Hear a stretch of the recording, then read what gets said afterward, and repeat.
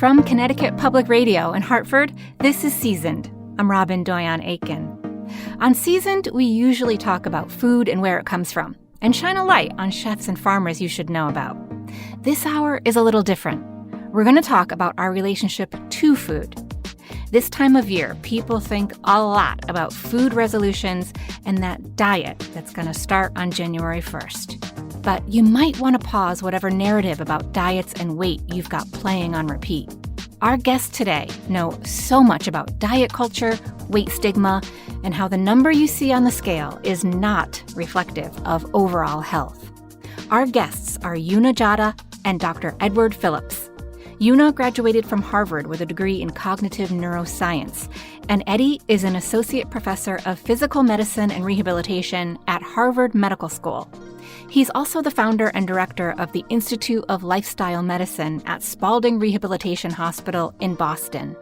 Together, they host the Food We Need to Talk podcast, and they are the authors of Food We Need to Talk, the science-based, humor-laced last word on eating, diet, and making peace with your body.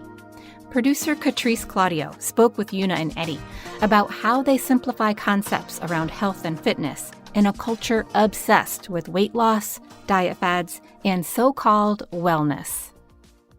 All right. Well, Juna and Eddie, welcome to Seasoned. Oh, thank you for so having much. us. Oh, it's going to be a great conversation. I'm going to tell you, I'm not much of a food science nerd, even though food is my jam. And you both have changed my understanding of how to look at food through a science lens and made it fun and digestible. So thank you. Oh, thank you. So as someone who has heard it all, science tells us that dieting doesn't work, yet fad diets persist and we all get caught up in the weight loss marketing. How did we get here? Can you share a little bit about the history of dieting? Yeah, so dieting, I was shocked to find out, actually goes back to men. I think we think of dieting as having this massive impact on women today, right? Because we see so many more higher rates of eating disorders and also just higher rates of body dysmorphia among women today than we do among men. However, if you look far enough back in the 1800s, it actually started off as a male thing. Back in the day, it used to be seen as a sign of wealth to be overweight. And that kind of started to shift around the mid 1800s. And we started to see men to begin to diet. And it was thought to be this like masculine thing, this way of showing your self-control and your discipline to basically keep your body at a lower weight. And then we started to see this crossover into women in the late 1800s, and beginning of 1900s, when basically women's rights activists were like, guys, we can be just as disciplined as men. We should also diet to show that like, yeah, we have control over our bodies as well. And so it started off as this really like equality with men sort of thing. And then it kind of spiraled out of control, I would say, throughout the 1900s, because basically the ideal female figure just became thinner and thinner and thinner, more and more unattainable. And then we also had these other racial and socioeconomic factors start to play into what bodies looked like. And that actually interests me because according to author and sociologist Sabrina, diet culture does have deep roots in racism and white supremacy. What can you tell us about that? So we know that in the early 1920s, there started to be this shift from dieting just being a thing for overall women to being associated with middle and upper class white women. And we know that immigrant bodies and darker bodies were really demonized for the way they looked. And the way that different cultures treat body shape also varies, right? So we know that in more white cultures, like thinner bodies tend to be more revered. And then in other cultures, like curvier bodies tend to be more revered. And so we started to see this idea, these caricatures of darker bodies and immigrant bodies being associated with porn, being associated with sex, and also being associated with being kind of like unkempt, undisciplined, uncontrollable. And so all these sort of stereotypes of the way immigrants were thought of and people of color were thought of also were tied into body shape. Your book also tends to talk about the manipulation of information to get people to fall into these trends. But also, this manipulation has also benefited special interests like the pharmaceutical industry, right? As a doctor and professor, Eddie, you come across plenty of, I'm putting air quotes, science-backed misinformation about the body's response to food and exercise. Can you talk more about this? Sure. One of the things that we try to get across, or I try to understand when I'm knee to knee with my patients, is that this whole thing, meaning this whole thing like what to eat, when to eat, how much to eat, how to look, should not be that complicated. Once you understand some basics about how your metabolism works, and that sounds a little boring, but you kind of need to know what it means to take in energy and how much you spend, and that's through exercise, through walking around, through lifting weights, that it should not be that complicated. And yet, there's this massive food industry, and a lot of it, and most of the calories in the United States are consumed as ultra-processed foods. That's the jargon for what most of us would call junk foods, something produced in a plant. And those are not universally, but, created by large corporations that are putting the foods into packages and then manipulating the food so that it becomes addictive. And we love talking about, bet you can't eat just one, which was an old potato chip ad. And in fact, you can't. So finding some, quote, science to support something or just manipulating what's going on is unfortunately really easy. So, for instance, lately, or maybe the last 10, 15 years, gluten has been demonized. So you could find a can of soda, filled with sugar that will say gluten-free, as if it's a health food. And, well-meaning people go like, oh, I could have a 7-Up that's gluten-free. It must be okay for me. We did the same thing with fats over from pretty much the 80s until, I don't know if it is still going on, where we want to reduce fat, but so it's like low fat everything. But, what you're not reading on the label, or it's not on the front of the box, is that, we took out the fat and we put in tons of sugar. And that's arguably contributed greatly to the obesity crisis. So it's kind of a misuse of science, and it's just all made too confusing. I know my introduction to health at all, any capacity, was going to the doctor. I was 12 years old. I was aware that I was considered too big and out of shape because doctors were telling me, they were showing me charts saying, you're this tall, you weigh this much, you're obese. Now I'm 12 years old. I feel healthy. And I got this message immediately that my bigger body was like a horrible thing that needed to change and I have to do differently. But there was no more information outside of fix the fat, right? Can we talk more about the psychology of weight stigma and how shame impacts our lifestyle choices? Katrice, you are dancing on that narrow edge. I confront this on a daily basis, talking to patients, but then also trying to teach other doctors and nurses and psychologists and everyone how to talk to them. You're dancing on that narrow edge of, we need to tell people, if there is science that says that, being lighter, not being obese, is healthier. However, at the same token, weight stigma is arguably worse than the weight. And, to put someone into either an eating disorder or self-loathing or, just more confusion and chasing after something because you were told that your body, was too big for you, is worse than the weight. So, what are we to do? And Juna will give you that answer. God, way to go to let me do the hard part. I'm just kidding. Yeah, Katrice, I think that's such a universal experience for anybody who's ever gone to the doctor and been told that. We have this idea in our society that we can shame people into eating better or exercising. And I think it's really promoted by certain people in the media, or even just, I think it's like a really deep, pervasive thing in our society to think that fat people are lazy. Fat people just eat junk all day. They're just so greedy. They have no willpower. And if it's not obvious that, the majority of Americans are overweight or obese, it's not because the majority of people are lazy and have zero willpower and don't try at all and it's all their fault. So we know there are so many other reasons why people have a higher weight that's beyond just their behaviors, and making someone feel bad about their body does not make them eat better. It actually makes them eat worse. It makes them not want to go to the gym. It makes them feel like people are judging them in places where exercise is the reason that they're there. And so I feel like my parents were always kind of pointing out my weight because I had two very skinny sisters, and I was never overweight growing up, but I was bigger than my sisters.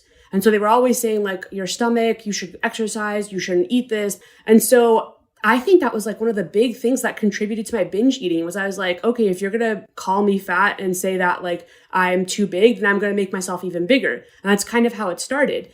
So we do see this in research, like in studies, that people will eat more after being stigmatized for their weight. And we see that the effects of weight stigma are so far reaching in society. So when you look at other biases, like biases towards queer people, even racial biases, they are decreasing as time has gone on. The past 30 years, they have been getting better. Weight stigma has actually been getting worse. So our feelings about fat people have been deteriorating over the past few decades, along with our feeling towards older people. So ageism and stigma against weight have both been getting worse over the past few decades. And considering that it's 2/3 of the US population, I think it's something that we really need to address. And we need to kind of dissociate our health behaviors from our weight, because you can improve your health behaviors and your weight might not change at all. And to most of us, that feels like a failure. And the fact is, you are vastly improving your health by just eating better and moving, regardless of what happens to your weight. So I really feel like we need to dissociate weight and health and not always starve ourselves and over-exercise just in an attempt to change our weight, because the reality is those behaviors are not sustainable and you're not going to be doing them for the rest of your life if that's going to be your end goal. You said a word. I told you she would answer. And it's so true, because honestly, people are emotional eaters. And if they feel bad, they're going to go and get some coping mechanisms in their bellies, right? So like, and as somebody who used to do it, I totally get it. And so how do terms like obese and obesity inform how we think about bodies and weight and how we treat people that we perceive under that umbrella? So obesity is a medical term. Obesity is a disease. Obesity, as a doctor looking at the science, is not the healthiest state. Back to what I said when I told you that you were on that fine, dividing line between, stigmatizing and also, providing healthcare. So, it's not good to be obese. Medically, our metabolisms are not as healthy. However, and I don't want people to be triggered by, a discussion of losing weight, but losing even 5% of your body mass. So if you're 300 pounds and you want to lose, 5%, you're losing like 15 pounds. And you can do the math. And my patients kind of like say, oh, that's the easy weight. And yet that will have demonstrable improvements in your metabolic health. So it's not like we're not telling you to lose weight, but like Juna said, the weight alone or the number on the scale is actually not a great indicator of your overall health. I mean, here's another kind of wonderful scenario in which I'm talking to a patient about, you've been frustrated by yo-yo dieting, hello, welcome to America. Your weight's gone down, your weight's gone up. What if we, look at other health behaviors and we got you moving more, and they actually go to the gym and they start lifting weights, and there's a lovely science to lifting weights to lose weight. And my favorite story is when patients come back and they go like, Doc, I haven't lost any weight, like, quote, I failed, but I've lost my pants. They put on some muscles and they lost some fat, and the scale hasn't changed, and yet they are healthier despite the weight staying the same. And Katrice, I feel like the word obesity is just so tied to emotions for people. It just feels like such a failure to be qualified as obese or having obesity or whatever. And sometimes I think even calling it a disease, to me, it like makes me feel so stigmatized, like, oh, there's something wrong with me. Like, my weight will always fluctuate between the overweight and obese categories. Like, I'm very muscular. I go to the gym a lot, and I honestly eat pretty well. I'm not gorging myself every day, and my weight is always going to be in the obese category. And I remember when I saw that, I just felt like, oh my God, this is such a massive failure on my part. But at the same time, I'm like, I'm living a very healthy life. And so kind of dissociating that idea of obesity is like your personal failing is also, I think, really important for people to not feel this sense of like self-loathing towards themselves. Which actually is something I wanted to go deeper into with you about the importance of language and framing when we talk about exercise and our bodies. So I've always been under the impression if you work out more, you lose more weight. But I've also been told you cannot outwork a bad diet. And so we're always put into this tug of war between, do we move more? Do we eat less? Do we overwork? Do we undereat? What is the best way to frame our attitudes and our understandings when it comes to exercise in our bodies? Just to support what you're saying, Katrice, I've been and go to meetings where there are large numbers of folks who devote their life to physical activity and exercise. These are scientists and doctors and researchers, and they have the sugar-sweetened beverage in their hand, and they go, I run, therefore everything is just fuel. It doesn't matter. And then I go to conferences where the ethos and the interest is all about nutrition, and it's sort of like, I don't eat X, Y, and Z. I do eat A, B, and C, and therefore I'm healthy and I don't need to move. And I'm like, oh my God. So my answer to this is that health is much larger, and the approach that we use through lifestyle medicine, sort of my area of practice, along with physical medicine and rehab, the first question I would ask if you were sitting across from me is, Katrice, what matters most to you? Not what's the matter with you, as I was taught in medical school, but what matters most to you? What do you want to do in this world? What does health mean to you? What activities do you want to do? Let's look at other things. Like, for so many people, not getting enough sleep is the thing that starts the problem, because I don't know about you, but I could lose one night's sleep and the next day you can't get between me and the chocolate. For some people, it's all about stress. For many of us, improving our relationships and not being so lonely would make us feel better. That's what health is. And, and by the way, my new friend Katrice and Juna and I decided to go for a walk together. Well, that's good. And then we're going to do a little potluck, and you're not going to bring garbage to a potluck. So we're going to, So I would say let's, widen this and look beyond even exercise and weight. And now for the full answer, Juna Gjata. Okay. So when it comes to exercise and weight, all the research is very, very clear. Exercise is a terrible way to lose weight.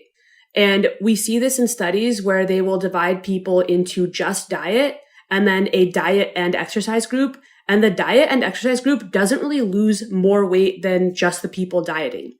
And we also know that your body, when you first start exercising, you burn a certain number of calories. And then as you keep exercising, your body adapts and you will burn less and less calories with that exercise.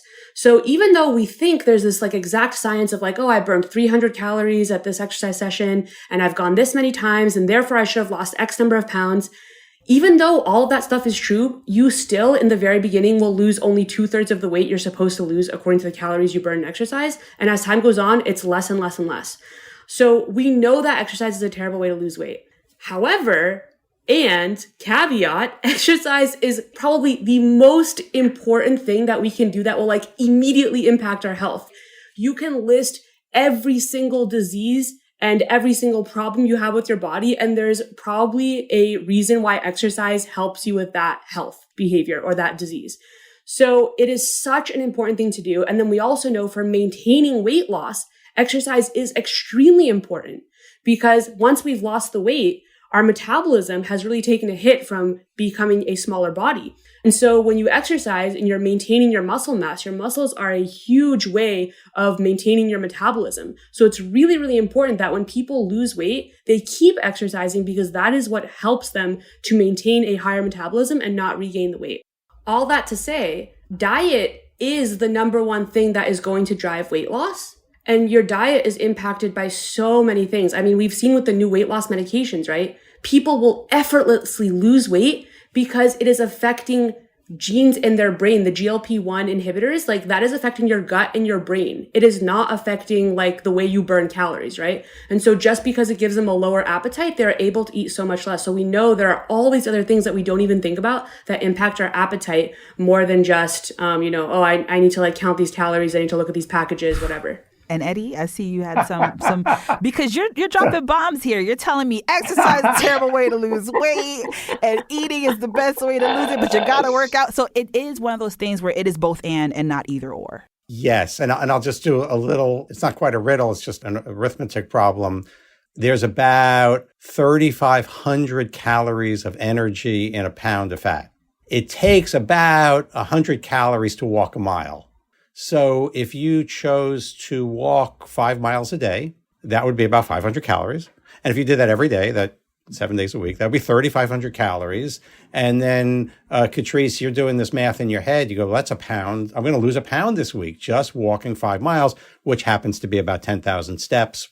If you did that for a year, you'd come back to me and go like, I did what you said, doc. I should be 52 pounds lighter, but you only lose like 5 pounds if that's what you do.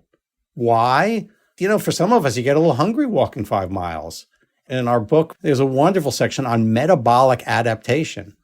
Your body is working really hard to allow you to walk those 5 miles, and it's sort of turning down other calorically hungry systems in your body as you sort of get more fit.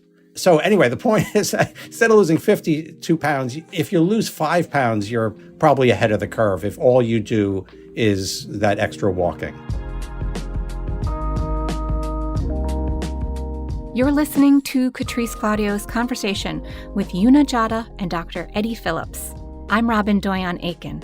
It's time for a short break. When we get back, Juna and Eddie talk more about misconceptions around metabolism, the importance of weightlifting, and their personal experiences with disordered eating. The more I would diet, the worse the binges would get. The worse the binges would get, the more I would diet. And so this is the very common cycle we see with eating disorders. This is Seasoned. We'll be right back.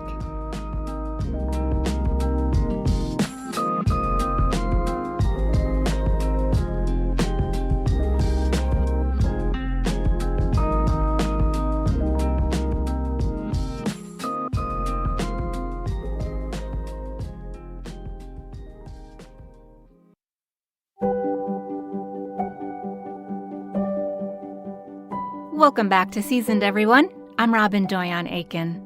You've been listening to producer Katrice Claudio's conversation with Juna Gjata and Dr. Eddie Phillips. They are the hosts of the podcast and the authors of the book, Food We Need to Talk. We left off with Eddie describing the concept of metabolic adaptation. Our bodies are amazing.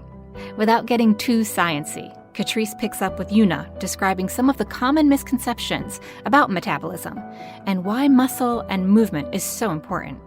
Juna also shares more detail about her experience in college with bulimia and binge eating. So just a note that both Juna and Eddie will be talking about disordered eating ahead. Metabolism is that girl in diet culture that nobody everybody loves to talk about, but nobody likes. And so yes, it's either your greatest ally or your worst enemy in the battle of the bulge. And why is there so much focus on metabolism, and should there be? People constantly use our metabolism as this magical reason that explains everything. Like when I was bigger than my sisters, when I was growing up, I was like, oh my God, it's because I have a slower metabolism. It's what my parents told me too. Like, you have our metabolism. It's slower than your sisters. Your sisters have a fast metabolism. And then, when people can't gain weight and they're eating all this food and they're like, I don't understand. I can't gain weight. My metabolism's just so fast. The reason that men struggle less with their weight than women. Oh my God, men must have a faster metabolism, blah, blah, blah. And so there's so much misunderstanding around metabolism. The fact is, the largest portion of your metabolism is your basal metabolic rate. That's the calories your body burns just staying alive. That is the majority of your metabolism. And if you don't move a lot in your day, it is the vast majority. It's 80% of your metabolism. You basically have no control over that because you're going to breathe every day. Your heart is going to beat. Your cells are turning over, except for your muscle mass. So the reason that we say in the book resistance training is so important is because your muscle mass is 60% of your BMR, because muscle is very expensive tissue. It takes a lot of work to maintain it, especially if you're working out and breaking it down. Your body needs to repair it and then hopefully also grow more muscle if you're working out hard enough. And then the next largest portion that you actually have control over is your NEAT, which is non-exercise activity thermogenesis. And that's all the calories you burn in your day just moving around. So going on a walk, doing the dishes, stuff like that. And that stuff is 90-ish% of your metabolism. Even if you exercise every day, you do not burn that many calories exercising. And most of us also aren't exercising every day, right? If we're exercising 2 to 3 times a week, we're doing great. And so I think it's important to keep in mind that like the two things we have to focus on are the muscle mass and the movement. And when we look at studies of does metabolism slow down as you age, the answer is it does not slow down in your 20s, your 30s, your 40s, or your 50s. And we start to see a slight decline starting in your 60s.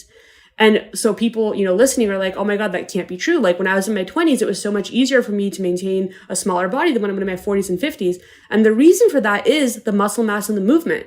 So as we get older, we lose muscle mass, especially if you're not working out, and we stop moving as much. So if we can kind of focus on these two things and maintaining our muscle mass and holding movement in our lives in a way that doesn't feel like a big struggle. We always walk to the grocery store. We park further away. We take the stairs. Those things actually do matter over time. And I really remember thinking like, oh my God, how much could this possibly be contributing? Like, this is like, 5 calories for me to take the stairs? Like, it's not worth it. I'm too lazy. I'm going to take the escalator.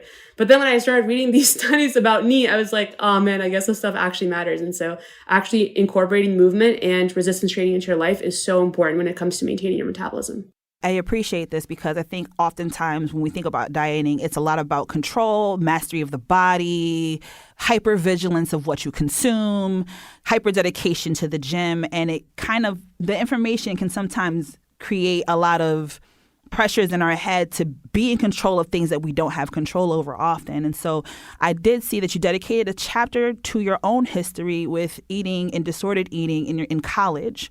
Are you comfortable sharing what that looked like here? Because I think a lot of women can relate. I'd always kind of been dieting throughout high school, just casually. Like, I would say like, when my friends would have 2 or 3 pieces of pizza, I would have 1. Or if there was cake at birthdays, I would just say no. It wasn't really disordered. It was just kind of, I thought this is how girls had to be thinner. Then when I got to college, because my parents weren't there, I felt like, oh my God, I can do whatever I want now. Nobody's going to be looking at me. Nobody's going to be, checking to see if I'm exercising or eating. And I knew my parents wanted me to lose weight, which is why I never wanted them to know I was trying to lose weight. It was always like, it has to be in secret. I just want one day to be the weight they want me to be. And they're just going to be like, oh, what happened? I'm going to be like, oh, nothing. I don't know. Yeah, I'm just like this. Haha. So in college, I was like, okay, I'm going to take this really seriously. I started really counting calories, eating very little, like I'd say 1,000 to 1,200 calories a day, basically not eating any fat, and then running on the treadmill, like trying to burn 300, 400 calories every time I ran on the treadmill. And I was like, okay, by the time I come back home, like I'm going to be so skinny. The punchline to the joke, not a very funny joke, but the punchline is that year I gained 17 pounds, I think. I remember my parents were like, oh my God, the freshman 15, like, what have you been eating at school, blah, blah, blah. And like, the reason I gained all this weight is because I could stick to my diet for 3 or 4 days a week. And then basically something would happen. Like I would just be so hungry. I would be studying and I would open my drawer. My mom had got me, those like single serve nut packs from Costco. It's like a big thing of nut packs and protein bars and whatever. And I would eat 1 protein bar and be like, okay, that's okay now. And then I'd have another protein bar. Next thing I know, I'd like blink and I'd eaten like 6 protein bars. And I was like, what just happened? Like, that's my entire next day's worth of calories. So I'd be like, okay, next day, like, I'm not going to eat breakfast and lunch. I'll just eat dinner. And I'd be so full at dinner. I'd get back home. I'd be like, oh, but like, then I'd eat 6 more protein bars. And I was like, what's going on? Oh my gosh. Okay. I'm not going to eat the whole next day. Or I'm going to run an extra hour on the treadmill. Like I would be on the treadmill at 1 a.m. running for like an hour, 2 hours to burn 800, 1,000 calories because I felt like I'd overeaten 1,000 calories.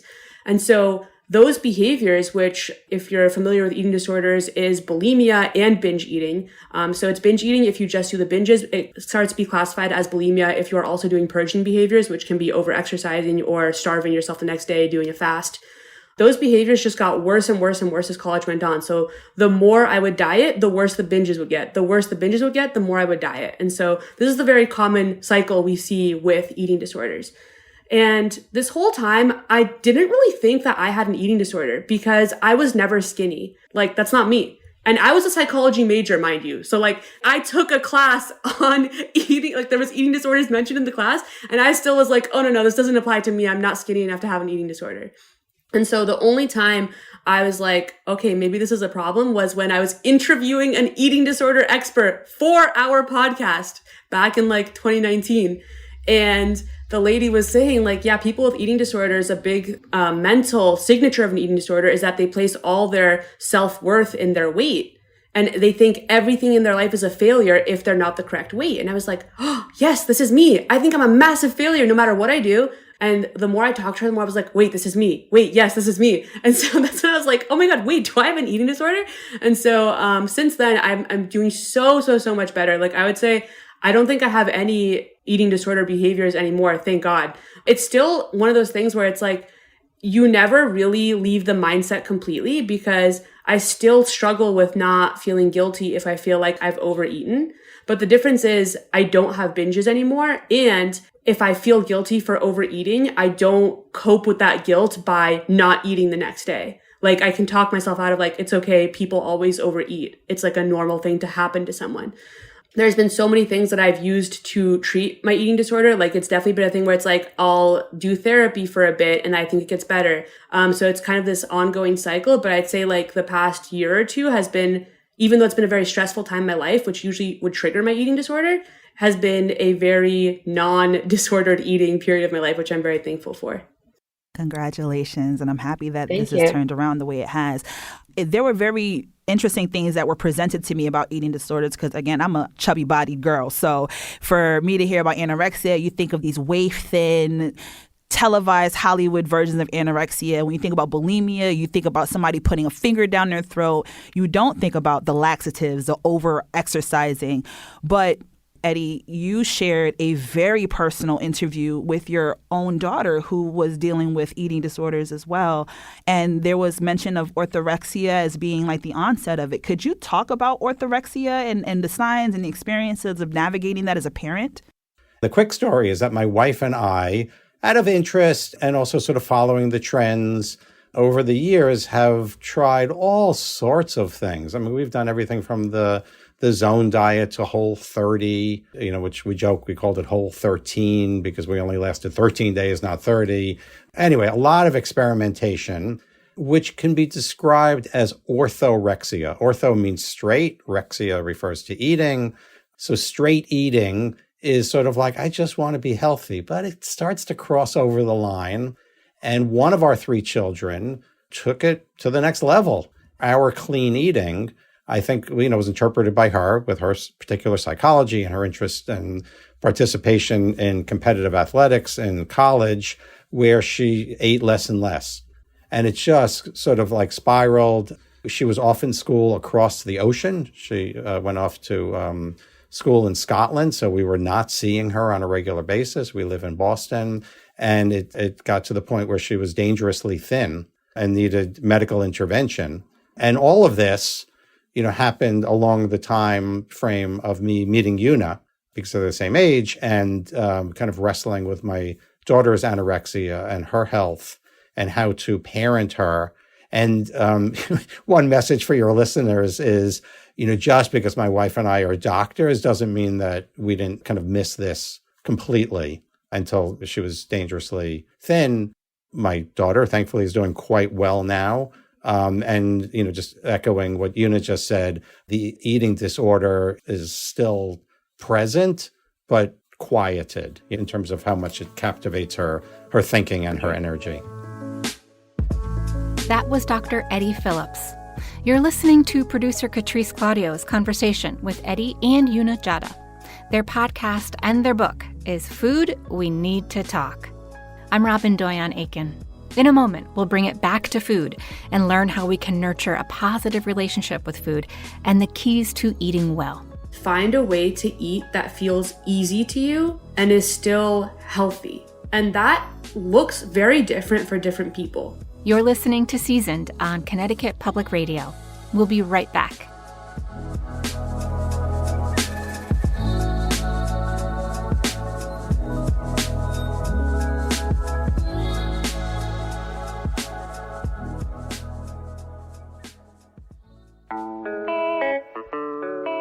Welcome back to Seasoned.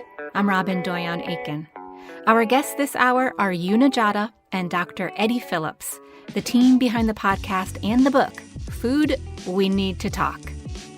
Earlier, Juna and Eddie discussed the origins of diet culture, fat stigma, the myths around metabolism, and their own personal experiences with disordered eating.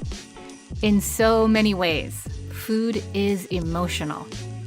Katrice wraps up her time with Juna and Eddie with some final takeaways about eating, including embracing your non-negotiables, whatever they might be, and how cooking for and eating with other people is one way to eat well. As a show about food, I want to bring it back to that, right? So how can we use all that we've discussed to better our day-to-day lives, especially when it comes to our relationship with food? When it comes to food, we don't have to really make it so complicated and focus on these crazy diets that we see online. The best thing you can do is find a way to eat that feels easy to you and is still healthy. And that looks very different for different people. So Eddie talks about this sometimes. He says that he will ask his patients, like, what are your non-negotiables? So for Eddie, coffee, ice cream, like, he just is not going to give up coffee ice cream. His life would be vastly diminished without his coffee ice cream. For me, it's chocolate. Like, or when I'm on my period, like, I'm sorry, I don't care how much I care about my health. When I'm on my period, I will always get a peach bubble tea and a brownie at this place near my house. It's just like, that's my like monthly period ritual. Okay. That's just how it goes.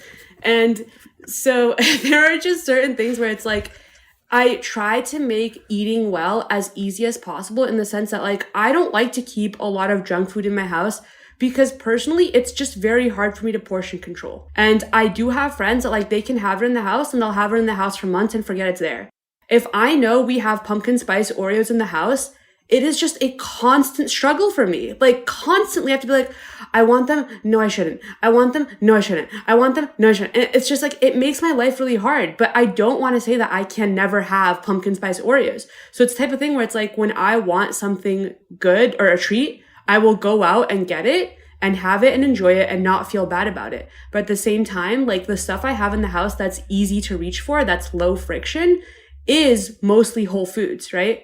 And so I think finding a way to create that way of eating that's as easy as possible without feeling restrictive and feeling nourishing is the key to eating well in the long term.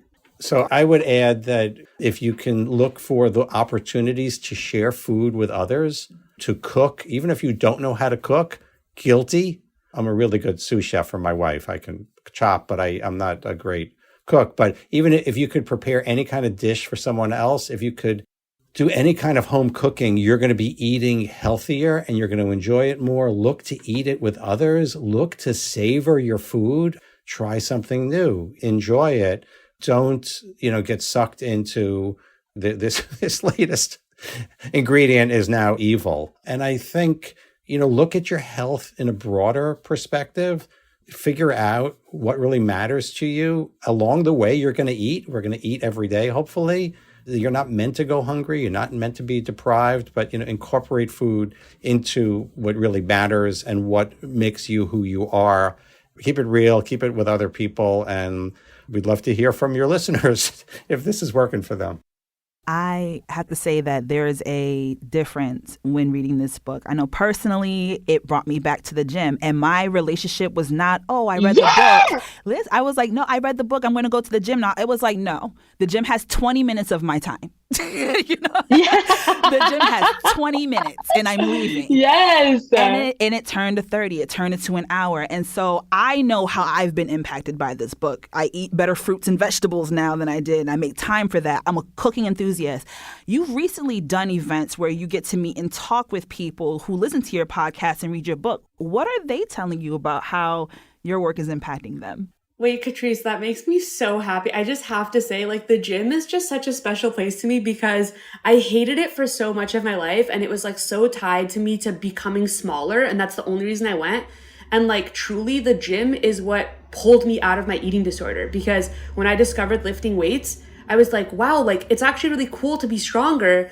And that was the first time I was like, wait, maybe I need to eat more. Wait, maybe I need to sleep enough. Wait, maybe I need to actually take care of my body if I want to be strong. And so like getting other people to go to the gym, if like they can at all feel any sort of that like self-empowerment that I felt at the gym just makes me so happy. Like it's so special to me. Meeting our listeners. Yes, this was so cool. This happened for the first time this year. We do get messages a lot from our listeners and like I've met a few of them just out in the wild. They'll recognize me. And it was just amazing. I mean, I think to me, I felt like hearing their experiences of they felt accepted and not judged for their body in listening to our podcast that is about health and fitness was what stuck out to me the most, because there's not many places on the internet or even in real life, I think, where you can be a person interested in health and fitness and it's okay for you to not be skinny. And so I think like it was just really cool that they felt that we had created this safe space and that it was a non-judgmental space, because it honestly is really hard, I think, even for us to talk about this stuff and not sound judgmental, like, especially because people can't see me and can't see that, like, I'm not skinny. I am a person in a bigger body. I think people often assume, because it's a health and fitness podcast, that I'm like some skinny white girl talking about more skinny white girl things. It's hard for people not to know that. And I think it was really cool that like it has come across. We do care about this so much, and that we're not coming from this from a judgmental place, and that we both have had this stuff personally impact both of our lives. One of my favorite responses from one of our listeners was something like, I just want to say that like I've been listening, really love the show. You guys are wonderful. Haven't changed anything, but I feel a lot better. Meaning, like just sort of like, I'm giving myself some forgiveness. I'm giving myself some grace. I'm doing the best I can. I look at this as a megaphone for like a medical practice. I can only talk to so many patients a week, a year, or a career. This is an opportunity to talk to tens of thousands of people and hopefully give them the space, give them the grace, give them the chance to explore their own, sort of confidence and live their full lives. The empowerment that people will be left feeling when they read this book is the reason why we had to speak with you guys and let people know that this exists. So Eddie, Juna, thank you so much for coming this season. Thank you so much for creating Food We Need to Talk. And I would encourage anyone who feels discouraged about fitness and nutrition, give this one a shot. Thank you so much, Katrice. Thank you, Katrice. This was so fun. That was producer Katrice Claudio talking with Juna Gjata and Dr. Eddie Phillips. Together, they host the Food We Need to Talk podcast, and they are the authors of the book, Food We Need to Talk, the science-based, humor-laced last word on eating, diet, and making peace with your body. Learn more about the work they do at foodweneedtotalk.com and follow them on Instagram at Food We Need to Talk. I'm Robyn Doyon-Aitken.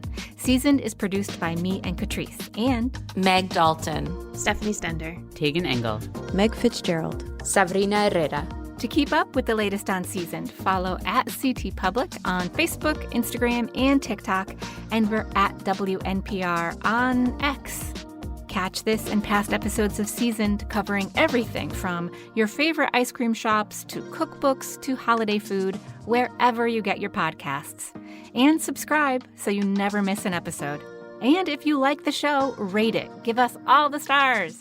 It helps other food lovers find us. Let's stay connected. Every month I feature recent episodes, recipes from cookbooks I love, and gardening tips from Charlie Nardozzi in our newsletter Full Plate. Go to ctpublic.org/newsletters to sign up. You can see lots more recipes and ask a cooking question on our food site, ctpublic.org/food.